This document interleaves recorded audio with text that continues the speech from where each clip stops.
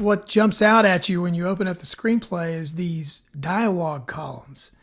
He uses two different dialogue columns going down the center of the page. One is the traditional dialogue. The other is for when language is spoken that is not English, for subtitles. It is a common way to do this, not the only way. Here's an example on page 34. One thing it does do is it really fills up the white space. The screenplay feels bulky and hard to digest. It's not, because you don't speak Italian. You're only going to read the one line on the left there. Maybe you do speak Italian. I don't know. I shouldn't assume that. Also, there's these character tags. What's unique about them is that he uses the last names of the characters, but you really have to bear down when you start to read the screenplay, because the characters are referred to in the dialogue by first name most of the time. That's how they talk to each other. And in the action lines by first name. So it can get confusing, but once you're into the flow of it, it's pretty easy to figure it out.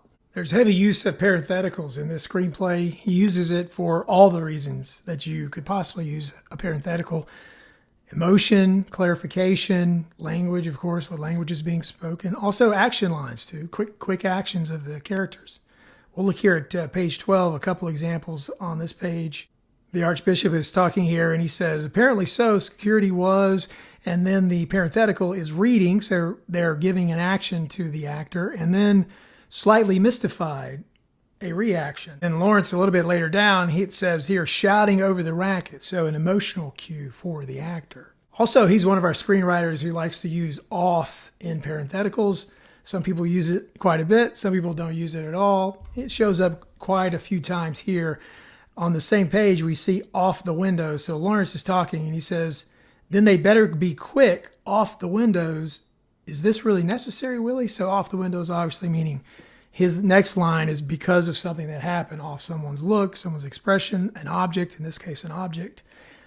So it shows up quite a bit in this screenplay. Another mechanism that he uses is underlining. He uses it 28 times in the screenplay.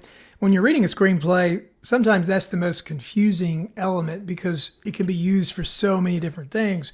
And it takes a while to figure out what in particular that this writer is using it for, to clue you in. And he uses it for two reasons only. One is for important future clues to the screenplay. So if it's something he wants to point out that is advancing the story, but you don't know about it yet, he'll underline it. Or emotional impact. If he really wants to drive home that emotional impact, he'll underline that as well. Let's look at some examples.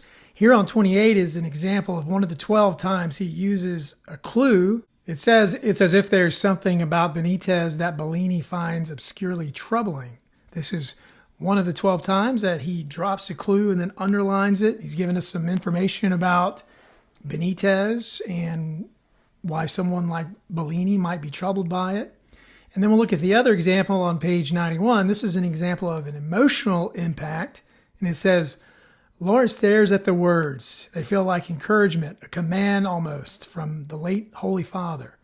So this is when he is snuck into the apartment and he's looking for something and he finds it and he thinks, oh, this may be a sign from God. We see that a lot in this screenplay. These men of God who are looking at life through the lens of, is this information coming from the Holy Spirit? We always like to look at direction on the page just so that you can see how everyone else does it and decide if you want to use it in your screenplays or not. In this case, I'd say he uses it a moderate amount. He uses the we see 21 times. We see is when the reader is the camera and using our vision as a way to frame the shot. For example, on page 2, and this is actually a very beautiful passage of the screenplay, and it says, we are still on his back as he smooths down his hair and puts it on his head. Then he turns to the mirror and we see his face for the first time, careworn, anonymous, and administrator.